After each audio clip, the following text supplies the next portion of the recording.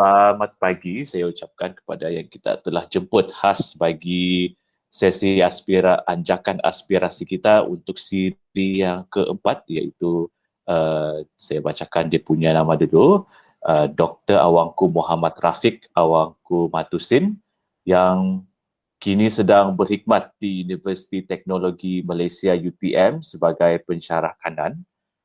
Dan mungkin nanti kalau ada soalan mengenai universiti dan juga mengenai fakulti tempat doktor ini sedang berkhidmat sekarang ni, bolehlah tanya di ruangan komen.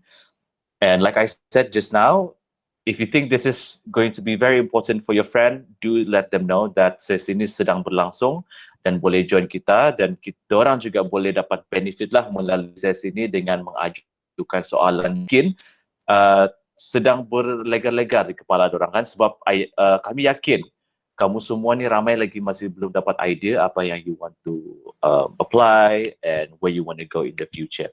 Okay, untuk pengetahuan doktor lah, sekarang ni kita di Matric Labuan, dia sudah bukan macam dulu lagi lah. Dulu kita ada Hayat Physical kan. Yes. Sekarang ni dia sudah ada, dia guna sistem modul. So, kita ada modul 1, 2 dan 3. Modul 1 tu diorang ambil semualah, the full set. Dia akan ambil bio, fizik, kimia dengan maths. Itu modul 1. Modul 2 dia akan ganti biologi dengan computer science. So dia ada ambil fizik. So usually student modul 1, modul 2 ni akan menjurus ke arah engineering dan juga medical and something so on macam tu lah. Modul 3 tu pula dia ganti fizik tu dengan computer science. So dia tidak ada fizik, dia ada bio, dia ada maths, kimia semua akan belajar lah. So basically itulah sistem di Matric sekarang. So dia ada 3 modul. So dalam kalangan audien kita pada pagi hari ini ada gabungan-gabungan orang ni lah. So ada modul 1, 2 dan 3 lah. Dan bila saya tengok doktor punya CV tu memang sangat-sangat bersesuaian. So speaking about CV, doktor kita pada pagi hari ini, saya just want to share lah. I'm just gonna share my screen for now. I want to show to you guys apakah perjalanan akademik Dr. Awangku kan. Sekejap ya. Boleh nampak skrin kan? Boleh nampak ni? CV sekarang ni? Boleh. Okey, untuk pengetahuan student semua, inilah perjalanan. Kalau kita tengok perjalanan akademik Dr. Awangku Muhammad Rafiq. So setelah selesai belajar di Camp Matric Labuan, graduated from Matric Labuan, dia telah meneruskan pengajian beliau di Universiti Melaka dalam Bachelor in Science Conservation Biology. Mungkin ramai juga student yang tidak faham apa benda yang kita belajar dalam Bachelor in Science of Conservation Biology, sebab ramai student kita ni dia cuma faham pasal medik, mungkin dia cuma faham pasal engineering, mungkin dia cuma faham pasal perguruan, mungkin juga pasal accountancy. Tapi untuk subjek-subjek seperti conservation biology, macam saya sendiri pun buat pure chemistry, mungkin ada yang buat actuary science, benda-benda tu dia kurang pendedahan. So pada pagi hari ini mungkin ada student, saya banyak menggunakan perkataan mungkin sebab saya pun tidak begitu mengetahui audien ni macam mana. Yang saya faham memang tema dia student masih belum lagi memahami sepenuhnya peluang yang ada di luar sana. Dan bila kita tengok lagi selepas habis Bachelor in Science, Dr. Awangku Muhammad Rafiq meneruskan lagi pengajian di universiti yang sama untuk Master in Science for Nature Tourism. So, macam bila kita tengok on paper, macam tidak ada kaitan conservation biology dengan nature tourism. Macam ada kaitan. Orang yang faham mungkin boleh nampak perkaitan dia, orang yang tidak faham tu mungkin boleh pula daripada biology pergi tourism. So kita boleh tengoklah sebenarnya bila kita belajar satu benda tu mungkin juga boleh diolah menjadi benda yang lain. Bila kita tengok untuk bahagian PhD pula, Dr. Awangku Muhammad Rafiq telah melanjutkan kebangsaan di Universiti Kebangsaan Malaysia. So pada pagi hari ini ada 3 institusi yang mungkin boleh Dr. Awangku Muhammad Rafiq kongsikan kepada para pelajar yang join kita pada pagi hari ini. Mungkin boleh kongsi mengenai UMS, mungkin boleh kongsi juga mengenai UKM, tempat doktor belajar dulu untuk PhD in Environment and Development. Okay, so sangat menariklah bila kita tengok CV penceramah kita pada pagi hari ini, sebab dia begitu bervariasi. Mungkin ada dia punya titik persamaan, Yes. tapi on paper dia nampak begitu bervariasi lah. So ini agak menarik dan boleh membuka juga kotak pemikiran pelajar kita ni dan dapat idea lah in the future. Oh, mungkin benda ni juga dia boleh apply bila dia nak apply UPU. So itulah sedikit sebanyak mengenai CV penceramah kita pada pagi hari ini. Mungkin ada banyak lagi benda yang kita perlu pelajari dan perlu mengetahui. Dengan itu saya serahkanlah the sesi kepada doktor untuk mungkin boleh memulakan perkongsian. Dipersilakan doktor. Okey, terima kasih Encik Biron sebab untuk pengenalan tadi dan juga terima kasih sebab menjemput, menjemput untuk menyampaikan perkongsian. So mungkin pagi ni saya lebih kepada perkongsian, lebih kepada storytelling, okey, bukan kuliah, bukan ceramah, storytelling, okey, penceritaan perjalanan. Okay, so I will start with my slide. Okay, saya cuba share.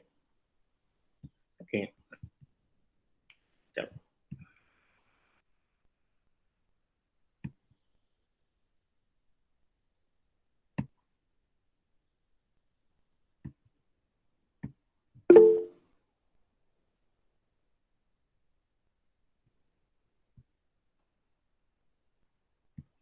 Okay, ada nampak tak? Nampak doktor. Okay, terima kasih. Okay, sebelum tu Assalamualaikum dan selamat pagi semua. Okay, apa saya nak kata, salam PKP. Kita masih lagi dalam situasi pandemik ni. Of course, kita menjalani norma yang semuanya atas talian. So, ada kelemahan, ada juga kebaikannya. So, kebaikannya, walaupun atas online, kita tidak like macam face to face, a real experience, tapi at least dia memudahkan kita untuk berkomunikasi. I mean, antara satu tempat dan tempat yang lain. Macam saya sekarang ni dekat di Skudai, okay, Johor. So, at least kita boleh berhubung. Okay, saya boleh berhubung ke Labuan, okay, tempat lama dulu. Okay, I think dah sudah dalam almost banyak beberapa tahun yang lepas, hampir dalam less than 10 years. Okay, saya tidak menjejaki kaki ke Labuan. So, I'm kind of miss lah Labuan macam mana. So, keadaannya Labuan macam mana.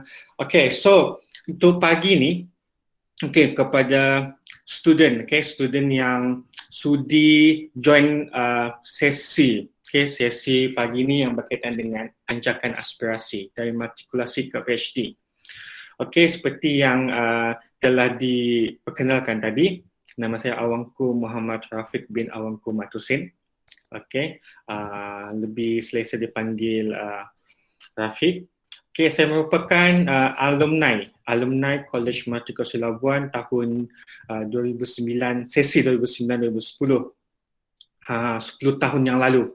Okay, 10 tahun yang lalu. Dan kini bertugas di Universiti Teknologi Malaysia, UTM. Okay, ini saya ringkaskan sahaja. Tadi telah dinyatakan di awal sesi pengenalan. Okay, sebagai tambahan, saya kini baru berumur 29 tahun. Okay, Juni akan 29 tahun. Berasal dari Beaufort, Sabah. Okay, saya berasal dari Beaufort, Sabah. Dan pekerjaan persyakanan di Jabatan Perancang Bandar dan Wilayah. Okay, Urban and Regional Planning di Fakulti Alam Bina dan Ukur ataupun kita kenal sebagai FABU. Okay, ringkasan dia FABU di UTM. Sejak tahun lepas 2020. Okey, ini saya mulakan dengan perjalanan pengajian saya. Okey, memandangkan hari ini pagi ini saya ingin bercerita berkenaan dengan perjalanan dari matrikulasi ke PhD. Okey, from my experience from matriculation to my doctoral degree study. Okey, actually, saya start dengan sekolah rendah di SK Bukit Kalam. Okay, siapa yang familiar dengan SK Bukit Kalam ataupun mungkin bekas pelajar di SK Bukit Kalam, di wilayah Sukan Labuan, okey, tahun 1 hingga tahun 6. Okey, bila masuk sekolah menengah, okey, saya mulakan pengajian di sekolah menengah di Sekolah Menengah Sains Sabah, SMASH, Kota Kinabalu. Okey, tapi kalau tidak silap, SMASH sekarang ni mereka dipindahkan ataupun tengah dipindahkan ataupun menumpang, okay, sebab kalau saya dengar cerita bangunan lama di SMASH Kota Kinabalu ni telah baik pulih kalau tidak silap, so mereka menumpang di saya tidak ingat di mana, okay. And then selepas tamat di SMASH Sekolah Menengah Sains Sabah, saya melanjutkan ke Kolej Matrikulasi Labuan tahun 2019. Pada ketika itu masih ada lagi sistem sains hayat, fizik, accountant, okay. So tadi telah dijelaskan, sekarang ni sistem dah berlainan, sudah berlainan mengikut modul, okay. Tapi time tu masih lagi sains hayat, masih lagi ada 3 sistem ni. So first saya masuk ke ML, sebenarnya saya masuk ke sains hayat, and then saya masuk selepas tamat KML, saya masuk ke mulakan ijazah sarjana muda di Universiti Malaysia Sabah Conservation Biology, okay, selama 3 tahun. Lepas habis degree, saya melanjutkan ke peringkat master, ijazah sarjana, juga di Universiti Malaysia Sabah Nature Tourism selama 2 tahun, research mode, okay, penyelidikan, dan akhir sekali saya tamatkan pengajian di peringkat Dr. Falsafah di Universiti Kebangsaan Malaysia UKM, okay, dalam bidang Environment and Development selama 3 tahun. So ini adalah overview dan juga telah dijelaskan di pengenalan tadi. Okay, first, persoalan pertama, okay, memandangkan tajuk kita ni dari KML, dari matrikulasi ke PhD. Kenapa masuk Kolej Matrikulasi Labuan? Kalau saya bertanya lah yang student yang ada join pagi ni, kenapa masuk KML? Kenapa masuk matrikulasi? Apa yang ada di matrikulasi Labuan ni? Mungkin kalau dibenarkan, mungkin saya boleh dapatkan satu jawapan student yang ada join ni, kenapa masuk KML? Boleh tak? Boleh ada bagi jawapan ataupun berkongsi secara pendek, kenapa masuk KML ni? Kenapa pilih KML? Selepas habis SPM, kenapa masuk KML? Kenapa tidak masuk STPM ke, masuk diploma ke? Kenapa masuk KML?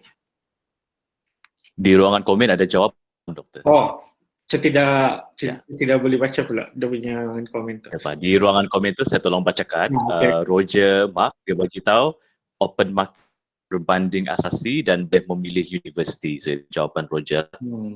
Okay. I think mungkin jawapan paling common lah, sebab dia pendek. Okay, range masa tu pendek, so kita boleh macam kita melompat. So kita tidak perlu join ataupun alami macam STPM contohnya 2 tahun, diploma 3 tahun ataupun 2 tahun setengah. Asasi mungkin setahun atau setahun lebih, tetapi asasi ni dia fix. Once you register asasi di universiti tersebut, so kita akan macam ada satu direct intake, so kita tidak ada pilihan masuk ke universiti lain. So KML ni usually paling mudah, jawapan paling mudah, paling common sebab jangka waktu yang pendek. So kita fast track lah, bahasa mudah dia fast track. Okay, but from my experience, okay, this is my experience. First of all, okay, I gotta be honest with you guys, I have no idea. Tahun 2019 lepas SPM, I have no idea saya masuk KML. Okay, I just apply dan dapat offer. The only offer yang saya dapat selepas SPM adalah matrikulasi Labuan. Okay, so I join with my friends, yang kawan-kawan lain, yang satu batch dekat SMASH tu. Okay, ramai-ramai kita masuk KML. Okay, saya join lah. Okay, masuk KML.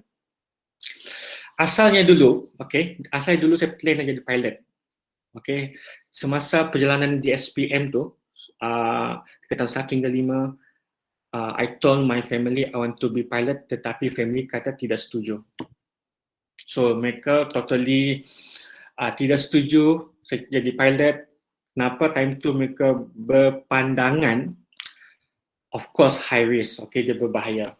Kedua, mereka kata dia tidak sustain career sebagai pilot ni. And now, siapa tahu mungkin kalaulah saya join jadi pilot dulu, tengok apabila berlakunya pandemik ni, industri penerbangan totally shut down globally. Dan kebanyakan pilot mereka terpaksa berhenti ataupun diberhentikan.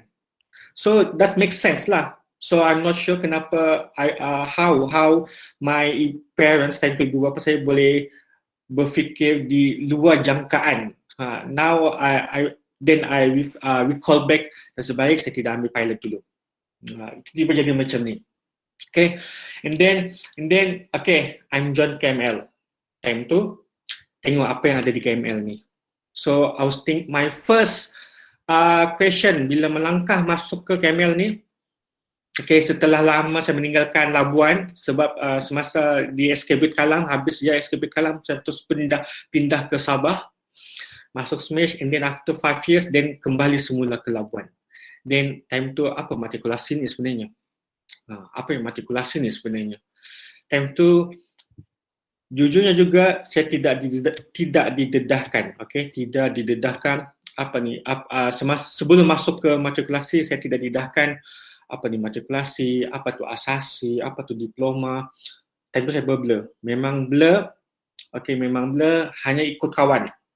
Okay, time tu memang hanya ikut kawan, semua masuk ML. Ada jugalah 2-3 kawan yang masuk asasi di universiti lain, contohnya di UPM, time tu ada yang di UM. And then time masuk ke ML, sebelum sains hayat sebenarnya saya dipilih untuk masuk ke physical. Okay, saya bukan sains hayat asalnya. Tapi bila masuk 2-3 minggu pertama tu semua bercerita, okay, kita lepas KML ni jadi medik, ambil medik, buat medik. So kalau ambil medik ni kena ambil sains hayat. So memang ayat paling famous, memang topik perbualan paling famous time tu, KML ni mesti untuk medik. KML ni mesti untuk medik. So kalau ambil medik mesti ambil sains hayat. So ikutlah kawan time tu. Sound nice kan, jadi medik. Time tu memang profession medik ni satu something yang kita tengok gah, okay? Profession yang gah, profession yang amat dihormati, okay? Demand pun tinggi. So kita berfikir time tu, I was thinking at that time, that's true, okay? Medik kita diperlukan sebab time tu job demand confirm ada. Kalau dapat jadi doktor ni confirm masuk hospital, jadi doktor, and then mana-mana hospital. So I was thinking at that time, of course industri perubatan keep going, okay, keep going. Saya berfikir okay, kalau tentu saya masuk medik lah. So time tu saya berfikir okay, this will be my will secure my career in future. Jadi pindahlah ke sains hayat, masuk ke sains hayat, kononnya ingin menjadi doktor perubatan. So saya dapat masuk time tu masih lagi saya tidak pasti sekarang ni sistem macam mana, tapi time tu saya dapat kumpulan ataupun kelas saya H5T25. So saya ingat lagi H5T25. I think dalam time tu ada dalam 20 lebih kalau tidak silap dalam satu kelas tu H5T25. Okay. Ini cerita time dekat KML. Okay, lepas tamat KML, next what? Unfortunately, okay, saya punya result time di matrikulasi ni cukup makan. Okay, kalau ingin masuk perubatan ketika itu, dia at least 3.6 CGPA matrikulasi atau 3.7. UMS time tu masih lagi, bukan 3.5, 3.7. Coach matrikulasi time tu masih Universiti Malaysia Sabah tahun ni, tahun 2011 ni, 2010 ni masih lagi menerima CGPA 3.7 ataupun 3.65, itu pun dengan rayuan. Time tu saya tidak lepas pun 36 tu.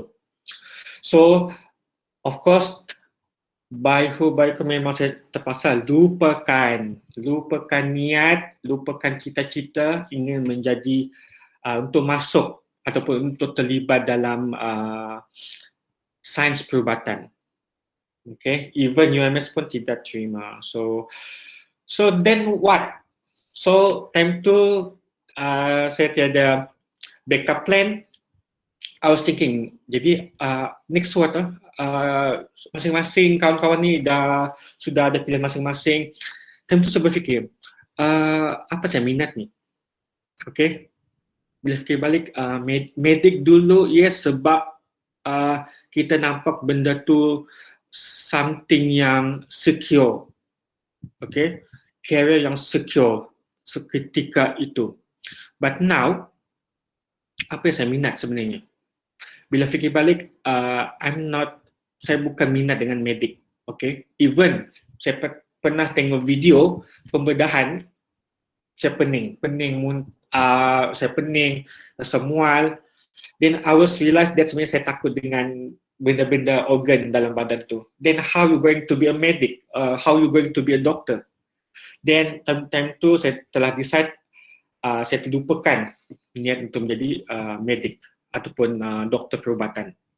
Then semasa ada masa lenggang tu, sebelum masuk menunggu keputusan UPU, memohon UPU, habis jam matrikulasi tu, saya just duduk di rumah, saya tengok TV.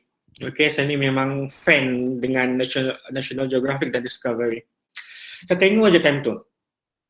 The first thing yang saya ingat time tu adalah saya tengok berkaitan dengan environment. How about disaster, how about dengan animals, species. Then saya menjadi minat. Just hanya melihat melalui TV. Okay, I'm a visual person. Okay, apa saya tengok tu lebih mempengaruhi saya punya pemikiran ataupun persepsi. So, okay, saya dah decide time tu, saya ingin ambil, memandangkan background sains, background matrikulasi saya adalah sains hayat. So, dia kena berkaitan dengan environment dan biologi. Okay, then saya ambil keputusan untuk masuk UMS. Time tu, yes, family kata tak perlu nak jauh-jauh. Duduk jadi Sabah ni, masuklah UMS.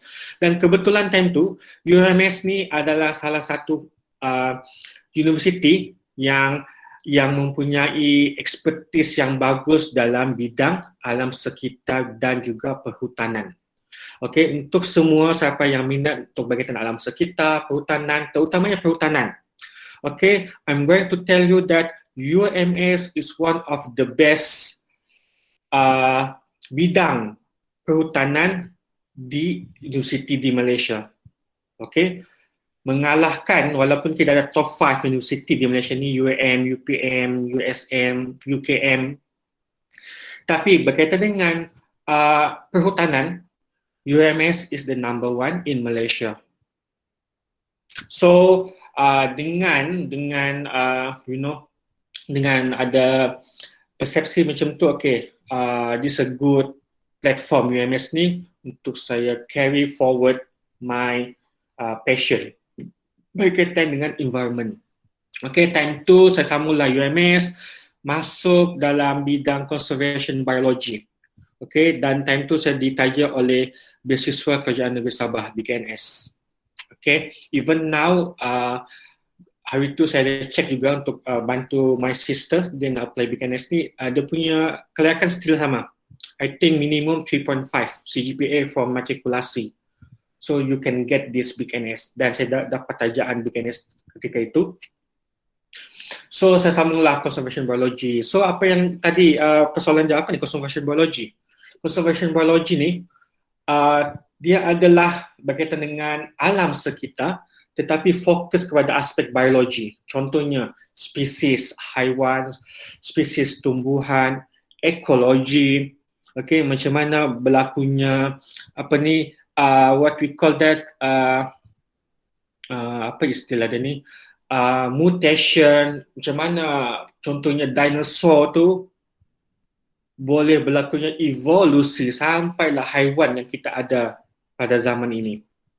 Macam mana kita akan belajar berlakunya evolusi tumbuhan, evolusi haiwan. So, conservation biology, it's cover all those elements. Okay, itulah conservation biology. So, I think even kalau tidak silap saya dulu time masa di matrikulasi ada satu sesi belah tikus. Okay, di makmal saya ingat lagi time tu kalau sampai I'm not sure lah sekarang ni masih ada lagi masih ada lagi atau tu aktiviti makmal yang belah tikus semua tu. So that things akan dibawa juga akan juga di cover dalam conservation biology di mana dia akan lebih diverse lagi. Okay, one of my experiments semasa di conservation biology UMS ni, kami belah ular sawah, kami belah biawak, kami belah buaya, dan kami belajar anatomi. So dia lebih diverse lagi. So itulah conservation biology. So that thing, something yang kita masih boleh bawa dari matrikulasi, dia bukan something new. As long as you pegang fundamental semasa di matrikulasi, that's good enough. So apabila masuk conservation biology, dia akan di-advancekan lagi, dia diverse lagi, lebih mendalam. Sistem-sistem amphibian, reptile macam mana. Kalau sebelum ni kita just asas mamalia kan, small mammal, tikus, katak. Tapi apabila di conservation biology, dia akan lebih diverse. Macam mana reptile dia punya anatomi, macam mana mammal punya anatomi, macam mana amphibian punya anatomi. Begitu juga dengan tumbuhan. So bayangkan kita kami membuat pembedahan bukannya haiwan tapi tumbuhan. Okay, dipanggil dissect, plant dissect. Macam mana atomi tumbuhan tu. So that all things yang dibelajar dalam conservation biology. Okay, so saya ambil masa 3 tahun. So saya punya FYP, final year project semasa di UMS ni, saya mengambil, dia banyak bidang. Conservation biology ni, semasa tahun 3, you akan dipisahkan, akan diasingkan mengikut spesialis. Okay, you nak pergi ke animal, ecology, tourism, insect, ataupun plants, ataupun biochemical, maksudnya biochemical. So, time tu saya memilih untuk ambil spesialis biochem. And then, my title of FYP time tu phytochemical and antimicrobial activity in bryophyte. Okay, macam mana phytochemical bryophyte ni saya menguji benda tu adakah dia mempunyai antimicrobial activity. Ada juga kawan-kawan saya juga yang lain mereka buat anti-cancer, apa lagi dalam case biophyte, Moses, so banyaklah variasi dia time tu. So itu saya punya pilihan. So that the things yang saya alami dekat semasa ijazah pertama di sebagai biologi pemuliharaan, conservation biology. So ini adalah ringkasan lah semasa 3 tahun pertama, 3 tahun dalam ijazah sarjana muda. Okay. Okay, next persoalan dia. Habis degree, what next? Okay, time tu saya habis 2013. What next? Habis dia latihan industri, time tu what next? Saya try lah apply. Time tu, I was not thinking untuk sambung master lagi. The first thing apabila graduate dalam ijazah pertama tu, saya apply kerja-kerjaan time tu. And none of my application yang lepas. Walaupun ada saya apply dekat bidang yang sama. Okay, first time tu, of course, semasa tu keperluan bidang terhad. And then ramai saingan. So, cuba 2-3 bulan, 2-3-4 bulan.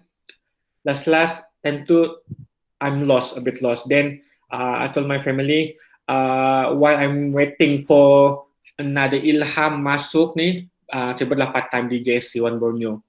Time tu buatlah part time. Time tu macam dia bekerja tapi otak kosong, macam apa nak buat ni? Apa nak jadi ni? Macam tu saya berfikir macam tu.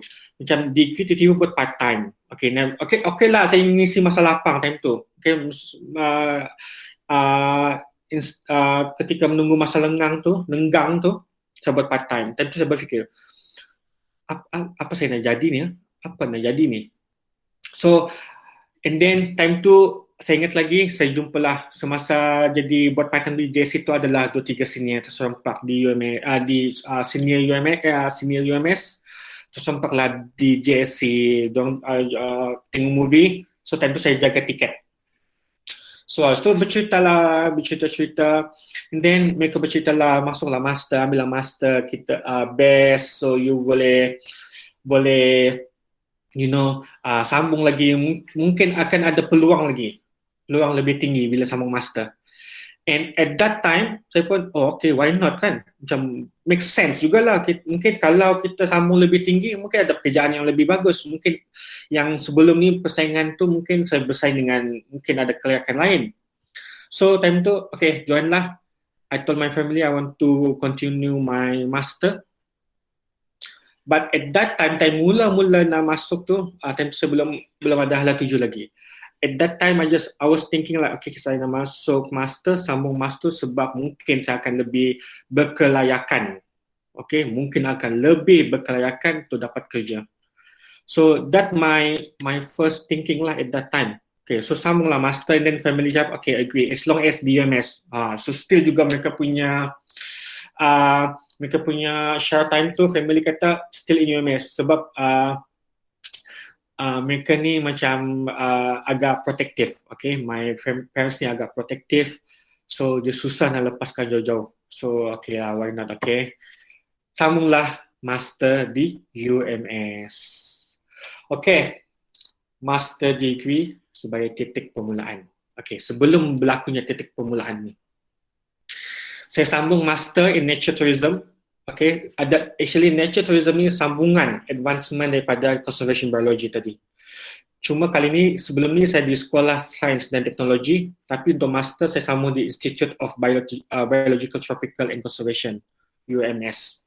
Okay, dia still juga di bawah conservation biology, cuma dia ada institut pendidikan. So master nature tourism ni adalah full research dan dia adalah gabungan advancement dan conservation biology. Tapi kenapa dia nature tourism? Okay, dia adalah gabungan macam mana tadi kita sudah belajar berkaitan dengan conservation biology pasal haiwan, dan bagaimana kita nak promote haiwan-haiwan ni, conservation pemeliharaan haiwan ni melalui pelancongan. Okay, contohlah bahasa mudahnya ekotourism. Contohnya zoo negara tu kan. Itu one of small part dalam nature tourism. Okay, so time tu saya ambil keputusan untuk nature tourism sebab of course my passion is still on nature, on environments, on nature environments. Cuma kali ni master ni you specialize lagi. Okay, contoh saya mulakan tadi, contohnya you dari matrikulasi, you learn about basic biology, then you specify, go further into deep, you punya degree, first degree, then master you go more deeper. Okay, so saya menggabungkan saya punya minat dan background tu dalam biology, dalam environments, then still saya gabungkan dengan travelling. Okay, so ada integrasi dua sub bidang. That's why kita panggil nature tourism. So bagaimana saya mempromosi, meningkatkan conservation biology ni melalui ecotourism activity. So master ni juga, so fortunately saya juga mendapat tajaan. Okay, degree pun saya dapat tajaan, master pun saya pun dapat tajaan. Time tu my brand 15 dari Kementerian Pengajian Tinggi. Okay, saya dapat tajaan untuk 2 tahun. Okay, cuma malangnya sejak tahun 2017 kalau tidak silap, my brand ni telah dimansuhkan. Tapi still ada dibuka, tapi dia menjadi terhad. Okay, menjadi terhad untuk bidang-bidang tertentu sahaja. So saya punya tajuk time master ni, saya buat assessment of ecotourism as ecotourism product in Tabin Wildlife Reserve. Okay, siapa yang tinggal di Lahad Datu akan tahu apa tu Tabin Wildlife Reserve. Okay, dan apa itu ecotourism? Okay, ecotourism mungkin I believe semua pun faham apa itu ecotourism secara umumnya. Tapi entotourism ni apa entotourism? Entotourism ni adalah aktiviti pelancongan yang memfokuskan kepada serangga. Ento tu maksudnya ento invertebrate, insect. Itu nak panggil ento. So kita tahu, okay, pelancongan ni, ekotourism ni kita mempromosikan haiwan, mempromosikan mammal, big mammals, unique mammals, tapi kita terlupa bahawa insect ni, serangga ni juga memainkan peranan yang penting dalam ekologi dan perlu dipelihara juga. So one of my study dalam master ni adalah untuk membuat penyelidikan berkaitan dengan peluang entotourism ni, entotourism potential as an ecotourism product di Taman Wildlife Reserve. So, time ni lah apa yang saya katakan sebagai titik permulaan, mematangkan master ni adalah full research. So, no class, no tutorial, no assignment, everything about research. Time tu lah, I think my titik permulaan minat dengan penyelidikan. Time master ni jugalah saya ditekankan, didedahkan berkaitan dengan penerbitan jurnal and then persidangan. So I'm exposing myself and I'm being exposed by my supervisor, berjumpa. Okay, my supervisor dia hantar saya pergi ke Dubai, ke take a few places, okay, ke Japan, Hokkaido untuk attend persidangan international conference. Di situ saya berjumpa dengan pelbagai jenis penyelidik, okay, around the world. Time itulah mulanya satu titik permulaan dalam jiwa ni. Actually, I love research. I love do research. Then situlah timbul minatnya menjadi pensyarah. What is pensyarah? Apa yang membezakan pensyarah ni dengan cikgu di sekolah? Okay, cikgu di sekolah ni, mereka punya fundamentalnya adalah teaching. Itu cikgu di sekolah, teaching. It's all about teaching. The skill, di mana-mana foundations, teaching. Di sekolah ni ada cikgu sekolah, guru sekolah kita, mengajar matematik, mengajar bahasa Melayu, okay, geografi semua. So teaching, it's all about teaching. Okay, menghafal sifir semua. Teaching, itu cikgu sekolah. Tapi apa ni pensyarah, lecturer ni? Pensyarah ni, dia teaching of course, tetapi juga dia perlu bukannya optional, perlu juga melibat dengan penyelidikan dan juga penerbitan, okay, konsultansi, project, all in one. Itulah tugas pensyarah. Okay, I'm not kind of yang suka sangat teaching. Okay, give sharing input, yes. Tapi kalau nak ajar budak-budak, budak-budak hafal ni, itu susah. Dengan even my sister dulu pun, saya give up, okay. Saya jadi matematik pun saya dah give up, okay. Ni dia tak faham-faham sudah. So, tapi itu kalau cikgu sekolah dia kena tahan benda tu. Okay, sebab itu adalah tugas mereka, cikgu sekolah. Tapi sebagai pensyarah, whatever field, whatever you punya bidang sebagai pensyarah ni, you kena pegang benda ni. Teaching, research, penerbitan, publishing. Tiga ni kena ada sekali. Dia tidak boleh salah satu. Dia mesti tiga-tiga. Itulah pensyarah. Di sinilah mulanya titik permulaan. Okay, I want to be a lecturer.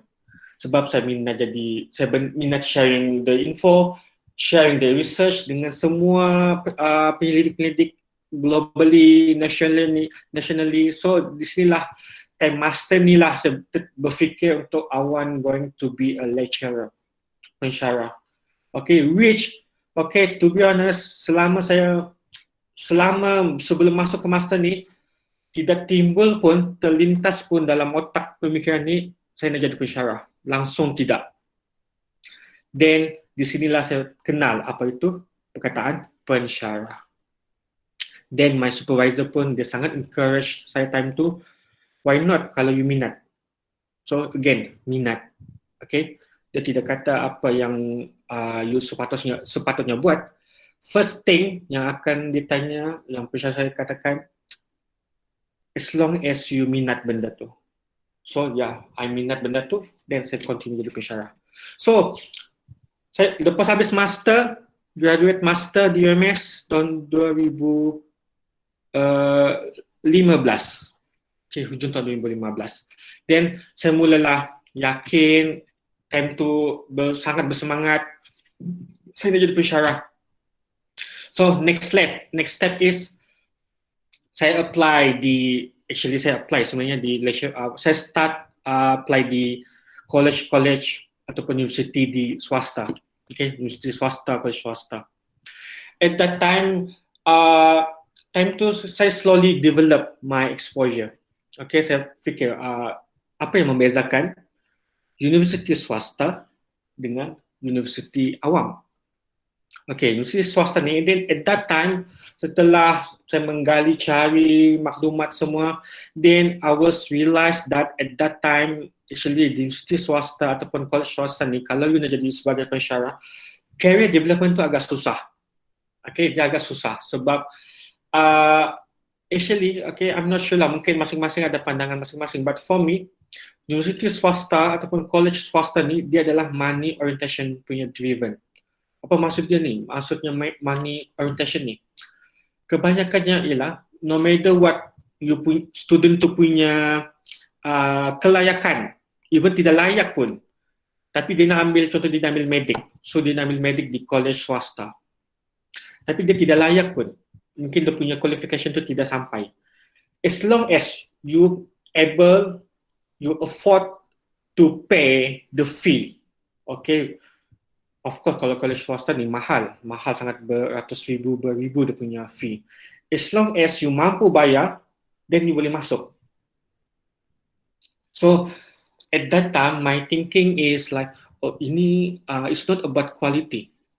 Okay, saya berfikir tentang it's not about quality kalau saya masuk college swasta ni. As long as you have money, you can be anything. That's I call it money orientation. So tapi bila saya dua tiga kenalan yang saya tahu yang bekerja di universiti swasta ni, I'm asking them, macam mana you punya career development di sini? Mereka kata agak susah. Okay, even you punya security sebagai pensyarah dalam universiti swasta tu bergantung juga kepada bilangan student masuk.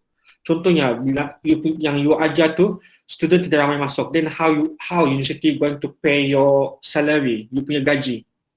So dia agak high risk dan unstable. So okay, next step, my plan B, saya nak jadi pensyarah di universiti awam. Why? Kenapa universiti awam ni? Kenapa IPTA ni? Okay, first dia ada platform yang terbaik. Okay, dia ada sistem dia sendiri. Dia ada kata quality control dia. Of course, universiti awam ni banyak clear dan project. Care development pun sangat clear. As long as you capai you punya KPI tahunan, okay, contohnya pendidikan you capai, teaching you capai, consultancy you capai, research you capai, publishing you capai, then you akan boleh naik pangkat. Okay, itu universiti awam. As long as you perform, you boleh naik pangkat. Dan benda ni tidak susah berlaku di universiti swasta. Then I was thinking, okay, that's a good platform, universiti awam. Then I go apply. I applying IPTA, tapi tidak berjaya. I apply UMS, I apply Unimas, I apply UITM. Time itu masih di kawasan Sabah Sarawak lah. I apply, tapi tidak berjaya. So I was thinking, kenapa? And then one of the panel semasa tu tahun 2016. Okay, saya apply tahun 2016. Sebenarnya ketika itu KPT, Kementerian Pengajian Tinggi telah menetapkan minimum untuk jadi pensyarah IPTA adalah pemegang Dr. Falsafah. Sudah. Tentu ni sampai bila-bila pun, kalau selagi belum dapat, as long as you are not PhD holder, you tidak boleh apply jadi pensyarah IPTA.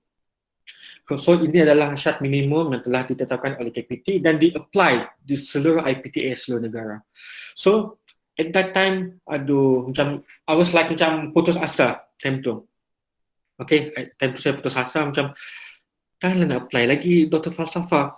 Sudahlah 5 tahun, susah, penat, susah 5 tahun. Okay. apply lagi, kena apply lagi Dr. Falsafah. But at that time, saya berfikir lagi, kena sambung lagi ke? Ini memang time tu, saya ingat lagi, bila dapat tahu benda tu hampir 1 bulan. Saya duduk rumah, berfikir. 3 tahun degree, 2 tahun master, 5 tahun. Okay, saya dah sampai dah 5 tahun ni. Okay, never mind, I want to be a lecturer. But now, gaji sesen pun tiada time tu. Dan kawan lain dah ada yang gaji, dah ada dapat kerja, dah ada gaji, makan gaji, beli kenderaan, ada handphone canggih, ada yang dah kahwin, ada yang sudah kahwin time tu. Okay, dah 5 tahun ni macam-macam terjadi. So, I'm in dilemma time tu. But yes, I want to be a lecturer. Memang saya nak jadi pensyarah, memang sangat-sangat. Okay, itulah passion dia, ini pensyarah. Memang time tu saya berfikir, this is my passion dalam hati. Okay, tiada siapa boleh ubah. I want to be a lecturer. Then saya fikir balik. I found this quote. Saya baca satu buku ni. Okay, dalam 1 bulan tu sebenarnya saya baca 2-3 buah buku motivasi international seller. Okay, that's one of my passion. Saya suka baca motivation book. Dan saya baca. Saya terjumpa satu perkataan ni. Then I want to share with you guys pagi ni. Difficult roads often lead to beautiful destination. Time tu, swear to God, saya terkesima. Macam ada satu lintasan dalam hati bila baca perkataan ayat ni. Difficult road often lead to beautiful destination. And at that time, bila habis baca buku tu, okay, bila baca habis buku tu, I think I was, okay. Ada buku tu pula. Okay, nanti saya share kalau sempat. So, sebelum saya baca buku tu, habis saya baca buku tu, saya bangkit dari katil, letak buku tu ke tepi, saya buka laptop, saya apply PhD. Time PhD tu, okay, untuk apply PhD, I was thinking my career development. Okay, saya dah ada conservation biology background. Okay, sebelum tu, ini untuk semua student yang ada mendengar pagi ni, kalau you nak sambung PhD, you need to refer back you punya ijazah sarjana muda, first degree. Itu paling basic sebab even mana-mana kalau you nak apply jadi pensyarah nanti, IPTA itu dia akan check you punya ijazah sarjana pertama dahulu, first degree. Bukan you punya master, first degree akan dia tengok. Sebab nanti, apabila you jadi pensyarah nanti di universiti, you akan mengajar budak-budak degree, which yang you punya bidang semasa you punya first degree tadi, ijazah sarjana muda. Okay, itu tips pertama kalau you nak sambung PhD. First, you need to look back your first degree apa. At the time, my conservation biology about environments. Then my master still environment, tapi cuma integrasi berkaitan dengan tourism dan conservation. Then, my PhD is what? My PhD is what? So, time tu saya berfikir about environment and development. Now, okay, now we are talking about sustainability. Okay, now we are talk about sustainability. Tahun 2021, 2020 ni, kata orang alaf baru ni, we are talking about, bukan lagi setakat all about development. Itu tahun 80-an, 70-an, 90-an, yes, all about development, pembangunan. But then after 2000 ke atas tu, dia start shifting to environment sebab kita telah lacking resources, kita banyak pencemaran, then now they talk about environment. But now, in 2020, ataupun starting 2010 sebenarnya, we talk about sustainability, kelestarian. Okay, we talk about science, we talk about development, we talk about environment, we talk about development. Both must come together. Time tu saya fikir, okay, I need to be bersama dengan trend ni. Saya tidak boleh jadi expert, saya tidak boleh jadi PhD dalam benda yang tidak ikut trend semasa. Time tu saya berfikir, okay, saya telah decide saya ingin sambung PhD dalam bidang kelestarian, environment and development. So, I googling di mana universiti terbaik di Malaysia yang offer PhD dalam kelestarian. Tentu, I told my parents, no more UMS. I strict to them, no more UMS. Okay. I'm at that time sudah dalam umur 24 tahun. 24 tahun. Yes, 24. 24 tahun, okay. Saya sambung PhD 24 tahun. Tentu saya 24 tahun. No more UMS. Okay, I told my parents strictly no more UMS. Saya tidak berkembang di UMS. 5 tahun dah tepu di UMS. So I'm not develop myself dalam UMS lagi. Kalau 4 tahun, 3 tahun PhD UMS. I need explore this world. Saya dah 24 tahun, saya boleh jaga diri. Okay, dan usah tak perlu takut. And then, bincang punya bincang, then mereka bersetuju. Walaupun berat hati. Okay, that's normal thing lah. Protective parents memang normal. Mereka kan bising-bising, jauh-jauh. But it's okay. I convince them I can take care of myself. So time tu saya apply lah. Actually saya apply dekat UPM, UKM, semua top university, research university, okay. And then saya juga apply dekat Australia dan New Zealand. Dan saya dapat kelima-lima offer tersebut, termasuk di New Zealand dan Australia. Unfortunately, okay, time tu even government pun ada masalah kewangan. So mereka tidak lagi offer beasiswa untuk ke overseas. Okay, at that time tahun 2015. Okay, tahun 2015, 2016 lah terutamanya mereka hadkan. Bukan totally tolak, tapi mereka hadkan just a small amount saja yang akan ditajak ke luar negara. Itu pun bergantung kepada bidang kritikal. So saya terpaksa tolak offer Australia, National Australian University dan juga Otago University di New Zealand. Then looking back University Malaya, UPM dan UKM. Okay, kalau ikut ranking, of course UM nombor 1. Okay, di Malaysia ni top 5 utamanya University Malaya. Even now they are in top 50 or 60 in the world. Then UPM, UKM. So saya terpaksa tolak UM. First time tu kenapa? Of course registration dia sangat mahal. Okay, satu semester sahaja adalah RM9,000 di Universiti Malaya untuk sambung PhD. RM9,000. Bersamaan 3 kali semester di UKM. Time tu UKM 3,000 something, belum sampai 3,000 lah. Bayangkan saya berfikir, satu semester di 9,000, satu semester di Universiti Malaya bersamaan cover 3 kali semester di UKM. And then, okay, saya buat rubrik, saya buat jadual, saya take, okay, kalau dari segi registration, UM ni saya dapat fikirkan. And then, saya fikir balik pasal kelestarian tadi. Walaupun UKM yang ketiga di Malaysia, tapi kena ingat, okay, you guys kena ingat, bidang-bidang ni dia berlainan setiap universiti. Macam tadi, contohnya UMS. UMS, even though it's not top 10 in Malaysia, okay, tapi dalam bidang perhutanan, UMS is top 1. So, dalam kelestarian pula, siapa yang top 1 di Malaysia? At the moment, berkaitan dengan kelestarian yang paling top di Malaysia adalah Universiti Kebangsaan Malaysia, UKM. Okay? Mereka adalah pioneer, pelopor berkaitan dengan kelestarian di Malaysia. Bidang kelestarian UKM adalah pelopor pertama di Malaysia. Then followed by USM, Universiti Sains Malaysia, barulah diikuti dengan UM dan UPM. So, disebabkan reason itulah, reason paling utama, saya memilih Universiti Kebangsaan Malaysia untuk melanjutkan PhD dalam bidang kelestarian, environment and development. Okay, time tu, okay, saya buat proposal. Okay, ni tips juga kepada semua yang sambung PhD nanti. Kalau you nak sambung PhD, you kena ada proposal, research proposal, simple research proposal. Apa you nak buat PhD you? Apa research you nak buat?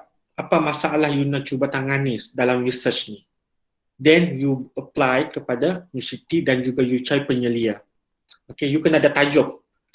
Penyelia ni mereka akan tengok tajuk dengan new proposal. And then bila mereka tengok, okay, sesuai dengan bidang mereka, baru mereka akan bersetuju untuk menyelia you punya PhD sepanjang 3 tahun ataupun 4 tahun. So, disitulah pada 18 Mac 2016, saya daftar di Institut Alam Sekitar dan Pembangunan Lestari UKM. Okay? Institut ni hanya untuk postgraduate sahaja. Master dan PhD, dia tiada degree. Okay, di UKM. Time tu saya punya penyiar adalah Profesor Emeritus Chamyu Siwa. Dia adalah salah seorang penyelidik utama di Malaysia ni berkaitan dengan sustainability, terutama dalam bidang ekonomi dan juga poverty ataupun maksudnya kemiskinan. So, time tu saya punya tajuk, saya punya tajuk kajian adalah kemudahan ancaman pelancongan ranau terhadap bencana gempa bumi 2015. At that time jugalah, seperti yang kita tahu, mungkin siapa yang masih ingat, Sabah telah dilanda gempa bumi yang terkuat sejak 1976 dan 1972. Paling rendah berlaku di Kudat. Okay. Yang pada tahun 2015 adalah terkuat pernah direkodkan di Malaysia, gempa bumi tersebut. So, I was thinking like my proposal is, okay, again, environment, disaster, my passion. So, again, pelancongan. So, saya menggabungkan saya punya minat, background, degree, master tadi, saya bawa bersama untuk buat PhD. Cuma kali ini, saya tambah elemen bencana, disaster. Now you can see, okay, from your matrikulasi, you belajar basic biology. Then you go for the degree, slightly focus, conservation biology. Then master, fokus lagi, nature tourism. Dia fokus lagi, dia lebih kecil. Dia bukan fokus kepada tourism, fokus kepada invertebrate, small thing. Now in PhD, so fokus lagi berkaitan dengan kemudahan ancaman, still ada elemen environment, tourism, tapi kali ini saya tambah lagi elemen disaster. Okay, time tu saya terapkan dalam hati, I want going to be an expert dalam tourism vulnerability. Saya ingin menjadi seorang pakar di Malaysia berkaitan dengan kemudahan ancaman pelancongan terhadap bencana alam di Malaysia, which is something new at that time. Even sekarang ni mereka barulah IPTA ni, bahawa mereka sedar bahawa pentingnya kajian berkaitan bencana alam. Even di Malaysia pun, di UMS pun ada berkaitan bencana alam. Tapi UKM, UTM, UM pun banyak berkaitan dengan bencana alam. Mereka start mula membangunkan institut berkaitan bencana alam. Dan time itu juga nasib dan juga mungkin rezeki, saya mendapat tajaan beasiswa skim latihan akademik muda di bawah UTM dan KPT. SLAM. Saya sangat bersyukur sepanjang saya degree hingga ke PhD, saya ditajak oleh beasiswa. So, I was lucky lah at that time dan sangat bersyukur. And then, ini adalah satu pemangkin. Saya dapat beasiswa, so, go ahead. So, PhD ni juga, PhD ni juga of course, PhD ni bukan mudah, bukan senang dan bukan indah belaka. PhD ni memang susah, tetapi tidak mustahil. Doktor falsafah, which mean that you going to produce knowledge. You bukan duplicate knowledge, you bukan learn knowledge, but in PhD, you need to produce knowledge. Nampak mudah kan? Kita kata, kita nak hasilkan ilmu pengetahuan. Sejauh mana you mampu untuk menghasilkan ilmu pengetahuan tu? Contohnya kita belajar pasal Newton law, physics law, inertia. Itu adalah ilmu, teori asas. Macam mana pengkaji-pengkaji dulu kala ni boleh keluar dengan teori tersebut. Sama juga dengan PhD ni, macam mana you boleh come up with your own theory, your own knowledge yang akan digunakan untuk masa-masa akan datang. Itu adalah PhD. So, PhD ni juga, liku-likunya saya dapat gastric pertama seumur hidup. Of course, I kena belajar 24 jam. Tapi, research, PhD is about research. You kena banyak membaca. You kena olah, you kena tulis. Baca, olah, tulis. Then you kena research. You kena pergi buat pendidikan. So, of course, dapat gastric lah. Of course, tekanan emosi sebab kita penat. Time tu, beasiswa ni, dia memang agak strict. You must finish within 3 years PhD. Okay, PhD ni dia minimum 3 tahun. Can go for 4 tahun. Paling panjang pun 9 tahun. Okay, ada kawan saya dekat UKM, dia 9 tahun baru habis PhD. 9 tahun. 2-3 orang lah, 9-8 tahun PhD. So bayangkan, 9-8 tahun, 9-8 tahun tu bukan sekejap. Okay, you boleh dah berapa generasi dah you boleh cover dengan 9-8 tahun tu. Tapi untuk tajaan ni dia memang strict 3 tahun. Lebih 3 tahun mereka akan stop. Kalau you gagal you kena bayar balik. So tekanan, banyak tekanan. Tekanan you nak habiskan, tekanan you nak capai KPI beasiswa. So saya hilang kehidupan zaman muda. Okay, to be honest tu saya tidak join lah mana-mana kawan yang sebaya tu, pergi enjoy, jalan-jalan, beli itu, beli ini. Okay, memang kata orang hilang zaman muda. Tapi time tu saya berfikir biar susah dulu, senang kemudian. Okay, time tu saya berfikir biar susah dulu, senang kemudian. Then I determined to complete my PhD within 3 years. So saya dapat grade on time, dapat sepanjang 3 tahun, dan saya mendapat PhD dalam usia umur 28 tahun. Iaitu pada, saya ingat lagi, saya telah diisytiharkan mendapat surat senat dari UKM, tamat pengajian PhD pada November 2019. So time tu saya berumur 28 tahun. So now I got the PhD. Akhirnya, okay, saya mendapat tajaan di UTM, okay, selain bawah UTM. Of course, dia punya kontrak ada bonding. Habis PhD kena lapor diri ke UTM. So setelah 10 tahun, okay, dari matrikulasi ke PhD, setelah 10 tahun, okay, I sacrifice everything untuk mencapai cita-cita untuk menjadi seorang pensyarah. Now, saya lapor diri pada 1 Jun 2020. Sekarang ni dah 8 bulan. Okay, 8 bulan saya berkhidmat di UTM sebagai pensyarah kanan di Jabatan Perancang Bandar dan Wilayah Fakulti Alam Bina dan Ukun di Universiti Teknologi Malaysia. Okay, UTM is a research university top 5 in Malaysia and top 10 in Asia. Okay, Asia Tenggara di UTM. Okay, UTM ni dia punya core utamanya adalah kejuruteraan engineering, tapi juga ada bidang lain seperti sains sosial, alam bina. Okay, saya di bawah Fakulti Alam Bina. Okay, Fakulti Alam Bina of course berkaitan dengan environment and development. So I was be grateful and so luckily saya punya minat even dari degree sampai ke PhD ada dia punya kesinambungan, dan maybe ini adalah kata destiny, my destiny. Menjejak kaki ke Fakulti Alam Bina sesuai dengan saya punya bidang. So setakat ni, okay, setakat 8 bulan, saya bersyukur saya berjaya untuk of course lah teaching. Saya kena tandikan pensyarah ada 3 core dia punya tugas. Teaching, of course saya mengajar secara online. And then dari segi penerbitan, saya berjaya menerbitkan 9 penerbitan di Jurnal Antarabangsa, dan juga penyelidikan, the thing that I'm most passionate with. Okay, penyelidikan. So far saya dalam masa 8 bulan bertugas ni, saya berjaya mendapatkan ataupun terlibat dalam penyelidikan kebangsaan.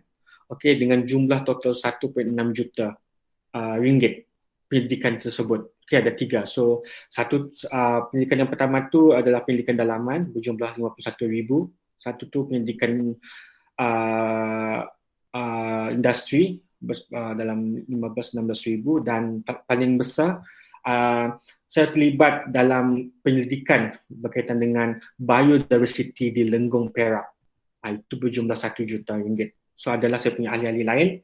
So total so far dalam masa 8 bulan ni, bersyukur saya berjaya mendapatkan gelar pendidikan yang berjumlah 1.66 juta. So ini adalah KPI yang perlu dicapai, yang perlu dipegang oleh seorang pensyarah.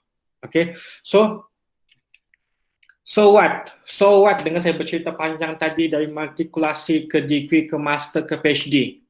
So what dengan cerita-cerita kisah silam ni yang saya boleh kongsikan kepada mungkin ada sebilangan pelajar yang join pada pagi ni? Okay, Okay, I'm not a motivator. Saya bukannya ahli pakar motivasi. Okay, memandangkan ini sebab ini sesi ini adalah anjakan aspirasi. I'm trying to inspire you. I'm trying to inspiring you, memberi inspirasi. What is your to be your journey dari matrikulasi hingga akan datang ni? Okay, first thing that we need to have starting now is passion. Passion. Okay, seperti yang saya ceritakan tadi, dari degree sampai ke PhD, one thing, satu benda yang terlintas dalam fikiran saya adalah passion. Saya minat bidang ni, minat apa yang saya buat. Passion ni is your biggest driver. Okay, your biggest driver. Okay, pemangkin dikala kita putus asa. Okay, of course, I want to share with you, even dari matrikulasi nanti sampailah habis, akan banyak liku-liku, akan banyak halangan. Okay, tiada benda yang mudah di dunia ni. Everything you did, everything you do, nothing easy, but nothing impossible. Okay, passion is love what you do. Okay, contoh one of my passion lagi selain pada research, I'm passion with tennis. Memang saya main tennis tu gila-gila. Until now, okay, whatever, kalau saya penat mengajar satu hari, kalau tiada tun main tennis tu, tidak hayun racket tu, jiwa tu hilang contoh. So itu passion. So that's same with you. What you think yang you minat, bila you tidak buat, you rasa macam hidup you tidak lengkap. That's passion. Okay, itu yang passion kita. Okay, passion ni contohnya asal dulu saya ingin jadi pilot. Tapi bila fikir balik pilot tu, am I passion with to be a pilot? No. Saya hanya take jadi pilot tu sebab dia nampak macam wow, smart, bawa kapal terbang pergi sana sini, gaji besar, travel around the world. Itu yes, of course, itu adalah kita punya kata orang advantage lah. But is it your passion? So you need to ask yourself sekarang ni, after habis dia sesi perkongsian ni, ask yourself, what is your passion? Okay, you kena pegang. So you are so lucky sebab ada sesi perkongsian ni. At my time to time, masa matrikulasi 2009 tu, I will call back. Saya tidak pasti kalau ada sesi macam perkongsian macam ni dari alumni. No, at that time, minta maaf kalau saya terlepas pandang kalau ada pensyarah yang sedang mengikuti. But at that time, saya tidak ada perkongsian macam ni. Okay, daripada alumni KML ke atau pada mana-mana, mereka punya journey sebagai alumni College Matrikulasi Labuan sampai apa mereka dapat.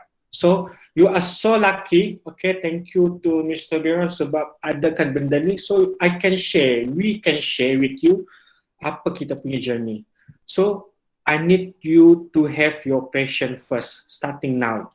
Okay, second one, you punya intention. Whatever you do, okay, you need to have your good intention. Okay, UTM punya motto. Okay, ini slogan UTM. Okay, kerana Tuhan untuk manusia. Regardless your punya agama, you are Muslim, you are Christian, you are Buddhist, you are Hindus, kamu semua kena ada satu niat dalam hati. Whatever you do, tak kisahlah pekerjaan apa yang you buat selepas ni, pegang satu benda. Kerana Tuhan untuk manusia. Bukan untuk nama, bukan untuk harta. Okay, benda tu kata advantage. But don't take it as your main purpose. Okay, untuk membawa kebaikan kepada semua. Okay, I believe this quote. You get what you give. Okay, ni swear to God, benda ni memang betul. You get what you give. Benda ni berlaku dengan diri saya sendiri, even semasa belajar dan mengajar sekarang ni. Selagi mana kita memberi, contohnya, giving you this input dengan harapan, my intention is, I want to be, you guys be more better than me. Okay? I exploring myself benda ni untuk sampai tahap di mana saya dapat sekarang ni. But I have the opportunity untuk membantu you guys, siapa yang hadir pada pagi ini, membantu mungkin sedikit walaupun tidak banyak untuk memberi sedikit idea. Okay? Idea apa sebenarnya you going to be next. Okay? So that my intention pagi ni. Okay? Saya tidak minta apa-apa lain selain daripada dengan harapan you are going to be more better than me. Okay, that's my intention. And that you need to have from now, selain passion tadi adalah intention. Okay, last but not least. Okay, ini sangat penting. Exposure. You need to have exposure. You need to expose. You need to discover many things. Okay, of course dilema sekarang ni, ni jadi apa lepas ni? Okay, of course dalam otak medik. Please expose yourself. Banyak lagi sebenarnya dalam dunia ni, kalau you menjelajah, tak kisahlah secara virtual ke, reality ke, you getting more knowledge and information. Then, apabila you ada information and knowledge, then you will understand. Okay, that's why kata orang kita kena banyak membaca, kita kena banyak belajar, dari situ baru kita understand about the real thing about this life. Okay, please expose yourself, jangan terkongkong. Okay, that's why I ask myself, I stop my protective parents. I need to go out from this UMS thing. Bukan saya benci UMS, but I need to expose myself.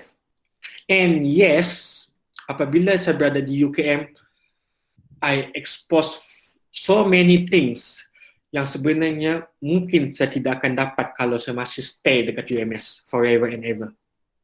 Okay? Memang setiap keadaan tu akan memberi different experience, knowledge. Okay? That's why you need to expose. Jangan takut untuk keluar.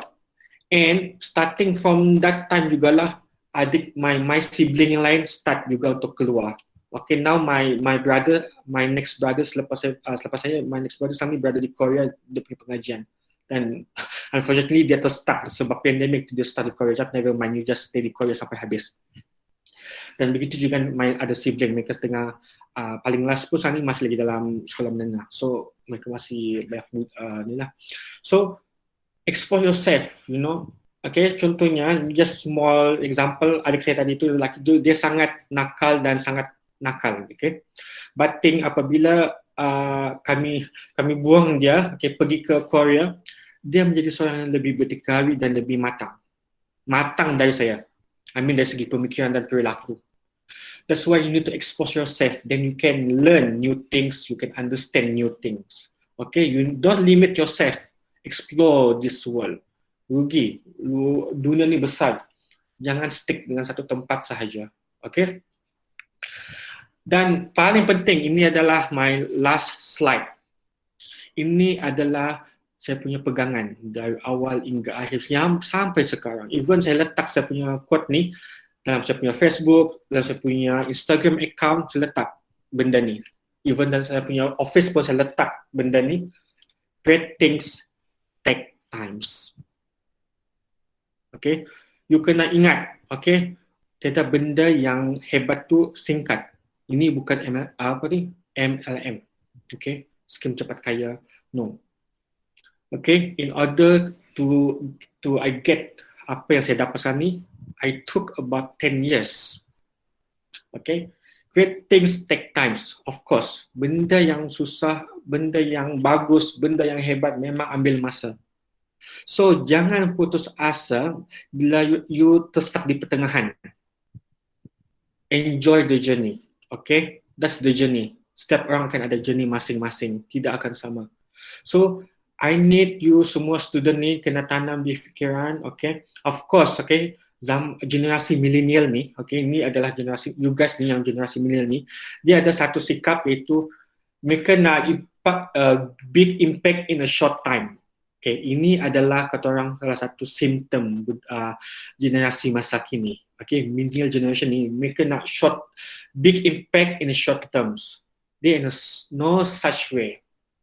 Okay, dalam dunia ni, everything yang besar sekalipun, yang hebat, it takes time. So you need untuk berpegang dengan you punya pegangan masing-masing. Okay, you need to understand that the great things, all the great things, it will takes time to get.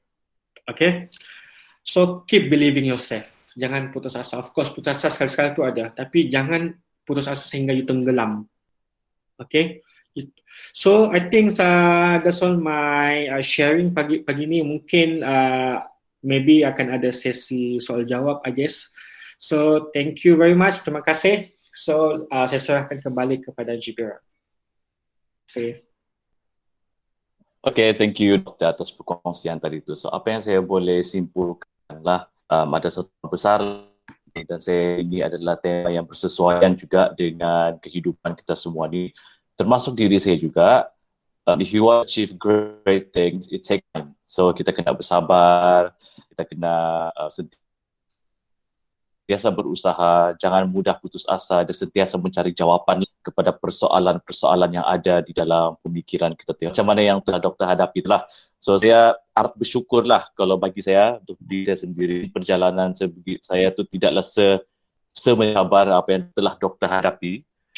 Lepas habis belajar tu kurang daripada sebulan terus dapat kerja, sebab masa tu kan kami ditaja oleh bahagian metrik kan. So mungkin dari segi cerita tu pun saya dah macam sangat selut lah, because kalau saya nak kongsikan cerita saya dengan orang lain mungkin tidak begitu efektif, tu mungkin lain. Bila doktor share story macam gini, akan membuka lagi lah sinar harapan, inspirasi kepada semua student. Sebab ada yang berfikiran yang macam, oh kalau saya masuk metrik, saya buat degree ni nanti tidak dapat kerja, what's the point? So end game for everyone. Tapi sebenarnya dia bukan satu pengakhiran. So, sebagaimana telah doktor share tadi, it's all a process of finding yourself lah. Sampai at one point, you will find the passion. You will know what you are very passionate about. Dan saya sangat bersetuju dengan exposure tadi tu. Dan saya fikir belajar di Matric Labuan ni itu adalah part yang perlu ditingkatkan lagi, dan ini adalah salah satu usaha yang saya telah lakukan untuk mengeksposkan student ni kepada peluang-peluang yang inilah. So semoga diorang ni dapat terbuka fikiran, dapat tahu oh kalau buat conservation di UMS ni dia buat. Kalau nanti buat hutanan di UMS, oh apa yang diorang boleh dapat on.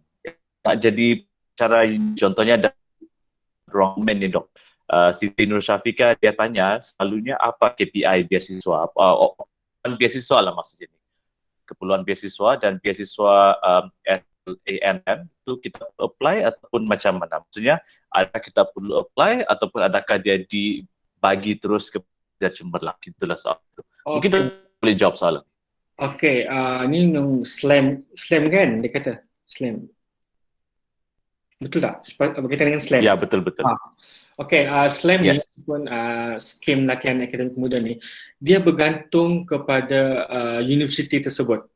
Okay, dan dia memang open dan kita kena apply. So, nanti apabila kita apply, panel universiti tersebut akan panggil untuk interview. Mereka akan tengok kesesuaian dari segi keperluan bidang semasa universiti tersebut. Okay, keperluan bidang semasa. Adakah contohnya kita nak apply sambung PhD ni, adakah bidang tersebut ada keperluan tidak dalam universiti tersebut? Ada kekosongan atau tidak? Itu first thing yang akan ditanya oleh panel. Dan yang kedua adalah dari segi track record, record dia punya pendidikan. Okay, of course mereka akan tengok dia punya degree, master, PhD macam mana. Then dan dari situ baru mereka akan decide sama ada mereka akan bagi kamu beasiswa tersebut. Mereka akan tanya sepanjang pengajian. So yes, of course dia kena apply. So dan benda ni dia kena refer kepada universiti masing-masing. Okay, universiti masing-masing bukannya open website kita apply semua sekaligus ataupun dalam satu sistem. Dia bukan macam contohnya MyBrain. Okay, MyBrain tu dia ada satu sistem dan semua boleh apply. Tapi SLAM ni dia bukan macam tu. Dia bergantung kepada universiti masing-masing. Ada yang akan open secara online, ada yang memang kita kena tanya dulu baru mereka akan beritahu. So SLAM ni dia agak internal, agak internal. Tapi so that's why you need to explore banyak benda lagi untuk dapatkan benda tu. But one of beasiswa sekarang ni adalah SLAM. Dan bergantung juga kepada actually dana universiti semasa dan juga kementerian. KPT dia akan bagi a few kota untuk setiap universiti di Malaysia ni. Untuk yang ni dia bagi contohnya maybe UTM dia satu tahun ni dia akan bagi 10 quotation untuk ambil sebagai untuk ditaja. Mana-mana pelajar yang ditaja. So dia bergantung kepada quotation semasa dan juga kewangan semasa universiti dan juga KPT. So yes, kena apply. Dia bukan yang you duduk dan you dapat offer tu, tak. Tidak. You kena go for that application. Okay. Soalan yang terusnya tu, mungkin doktor pun boleh nak baca dalam ruangan komen daripada Erliana. Mau tanya, betulkah wujud istilah kerja sambil belajar semasa buat PhD? Saya boleh jawab juga lah, wujud, sebab saya adalah salah satu orang. Saya yang buat part time sambil kerja sambil belajar, dan cabaran itu memang lain lah. So it's very challenging. Tapi mungkin doktor ada pandangan sendiri juga untuk soalan Erliana. Okay, untuk soalan tadi tu wujudkah istilah ataupun earn money ni kan, belajar sambil master macam ni? Yes, benda tu normal, sangat normal, dan dia menjadi satu kebiasaan. Sebab kenapa? Master dan PhD ni, kamu semua kena ingat dia bukan ada jadual yang tetap, ada kelas. You kena ambil semester ni berapa jam kredit, degree yes, tapi bila master dan PhD ni dia agak longgar sedikit. So kita kena ada, kata orang, ada masing-masing punya strategi macam mana nak habiskan you punya master dan PhD. Dan of course ada yang dapat tajaan, ada yang tidak dapat tajaan. So tapi still sambung master atau PhD. So kebanyakannya yang tidak dapat tajaan ni, mereka akan buat part time. Mereka akan buat part time. Ini salah satu contoh rakan saya dekat UKM semasa PhD itu, dia tidak mendapat mana-mana tajaan. Tetapi dia buat part time. Dia jadi sebagai tutor di college swasta. So macam pagi tengah itu dia buat tutor, dia mengajar, dan petang malam tu dia buat dia punya PhD. So benda tu berlaku. So tapi memang dia agak susah. Sebab you need to divide you punya masa. You kena bagi masa, masa untuk bekerja, masa untuk buat you punya study. Tetapi that's the way untuk you survive. Dan kebanyakannya penyelia, dia akan faham benda tu. That's why kadang-kadang penyelia dia akan tanya, you ada tajaan mana-mana tajaan atau tidak? Same case with me lah. Dengan saya punya penyelia dulu, dia tanya, ada tajaan atau tidak? Ini saya beritahu ada tajaan. Ada juga kawan yang tidak mendapat tajaan, dan dia beritahu macam mana dia survive, dia bekerja sambil belajar. So yes, benda tu wujud. Dan benda tu normal. Dan benda tu bukannya salah. As long as you kena habiskan you punya PhD, jangan nanti you bekerja sampai terlepas dan terlupa, terabai PhD tu. That's why yang sampai ke 8 ke 9 tahun PhD. Kalau boleh kena balance. So yes, benda tu wujud. Dan but that's not the big bad thing lah. Benda tu memang normal.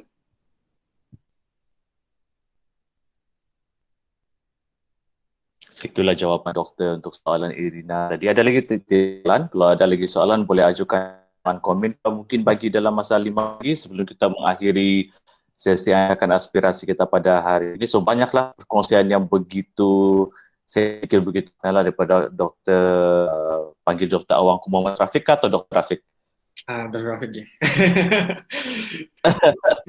Bagi so sangat perkongsian yang begitu baik dan begitu berguna sebab kita faham adik-adik kita di KML sekarang ni macam kita dululah. We have almost zero idea of what's going on outside there. So kita memerlukan orang yang sudah melalui pengalaman. Itulah, ada lagi tidak soalan? Bagi sekarang tinggal 22 orang, tadi ada dalam sampai 40 orang yang menyertai, tapi mungkin internet connection tidak begitu bagus mungkin. Mungkin boleh tanya mengenai kehidupan di UMS dulu. Mungkin juga ada yang sedang bercita-cita, berimpian juga mau sambung juga di UMS, tidak menjadi masalah, bukan sesuatu yang tidak bagus. Saya pun sambung di UMS juga untuk master, so it's a very good experience. Tapi macam doktor beritahu tadi lah, better for you to have the mindset of you want to go somewhere else to explore and to study and to develop your thinking as a individual. Ada lagi? Tidak ada lagi soalan. Dulu macam mana doktor di KML? Okay, kehidupan di KML dulu. Mungkin boleh cerita cabaran dulu lah. Saya tahu lah. Tadi bisa tinggal. Dulu di Smash dah biasa tinggal asrama kan, so maksudnya tinggal asrama tu satu yang asli. So, time di KML dulu bukan kejutan lah, tinggal asrama tu normal thing lah. Sejak dulu di Smash pun sekolah bersama penuh, memang 24 hours di asrama. KML pun sama juga, time tu di Blok F kalau tidak silap, saya tidak pasti sekarang nama dia apa, asrama Blok F, hujung sekali lelaki tu. Of course dulu masalah air tu sentiasa berlaku. Saya tidak pasti sekarang ni masih sama masalah tu. Tapi so far time tu bilangan pelajar tu agak ramai lah. So quite happening jugalah. So I'm not sure lah sama macam mana. Keadaan ni lama jugalah tidak melawat KML ni macam mana. Saya rasa sama doktor tu yang zaman masalah air paling kritik. Yes, sangat. Is it? Yang satu Labuan tidak ada air tu. Satu Labuan tidak ada air, dan kami mandi air mineral. Yes, so saya fikir macam walaupun sekarang ni student kita dibelenggu oleh masalah COVID-19 ni, ini cabaran yang diorang hadapi, at least masalah air tu tidaklah seteruk yang dulu lah kan. So dulu tu masalah air memang jadi topik yang hangat lah. Kita ada satu soalan lah, mungkin ini soalan yang paling last tadi daripada Roger Mark. Which one should I follow? Ini soalan paling famous ni. Job opportunities or passion? Ya, so boleh doktor jawablah untuk sesi kita pada pagi hari ini. Okay, benda ni yes, that's a good question. Okay. The things yang juga saya tanyakan dengan diri sendiri dulu. Job opportunity ataupun passion. Okay. Dia bergantung kepada you punya keadaan semasa. Okay, contohnya, kalaulah you punya keadaan ketika itu mengizinkan untuk you pursue your passion, yes, please go ahead. Okay?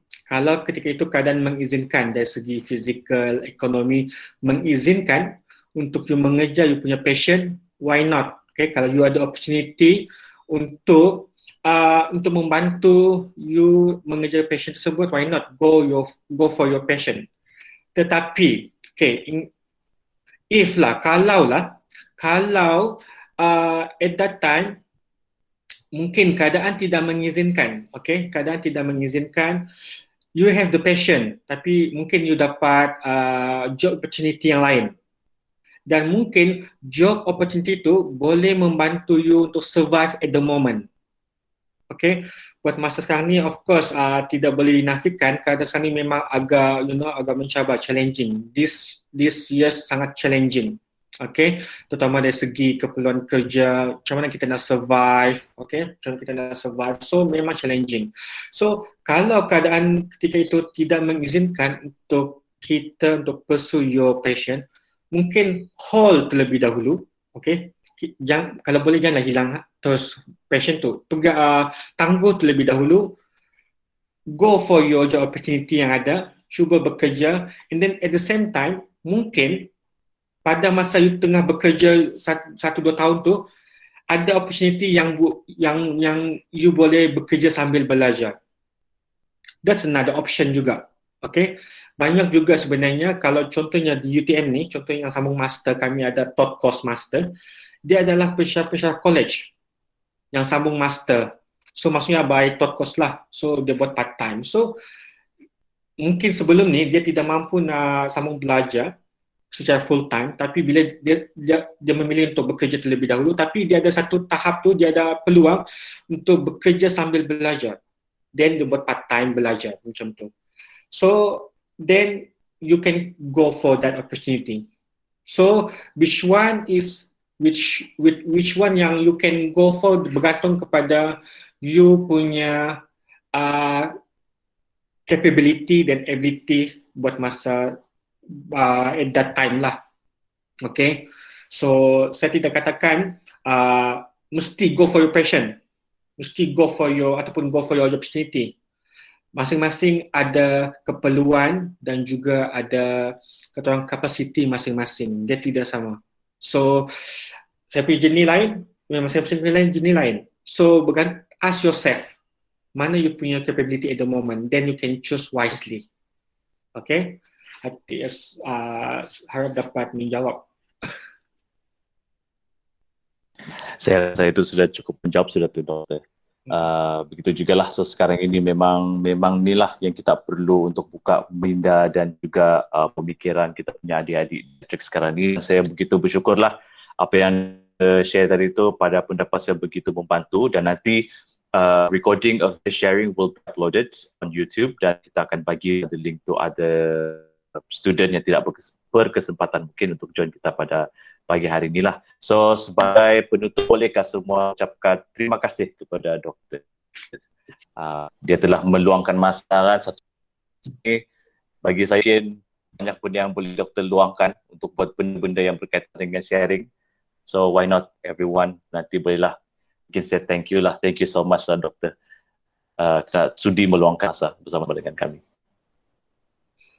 Yeah, thank you juga sebab invite. I mean, I'm so grateful sebab diberi kesempatan. I mean, even though tidak berpeluang untuk datang semula ke KML, so at least virtually ni boleh berjumpa. So that's a good opportunity lah. And thank you so much. I hope mungkin akan ada another opportunity lah in future.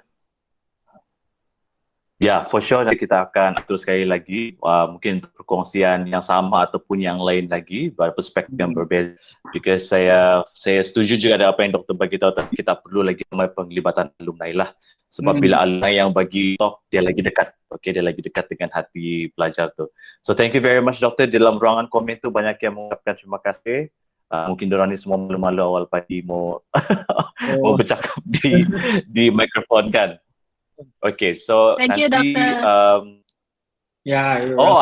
Okay, thank you. Thank you, doktor. Thank you, sir. Thank you, doktor. You're welcome semua. Thank you, doktor. Itu semua tutorial saya tu. Yang thank you tadi. Okay, kalau tidak ada apa-apa lagi soalan, dan kalau ada soalan mungkin doktor boleh tinggalkan contact details. Saya akan share di dalam grup KML lah, so mungkin diorang boleh menghubungi doktor. Secara personal mungkin diorang boleh tanya pasal UTM ke whatever lah yang diorang mau tanya dengan doktor. Okay, mungkin boleh tinggalkan kontak details lah, nanti boleh PM di WhatsApp.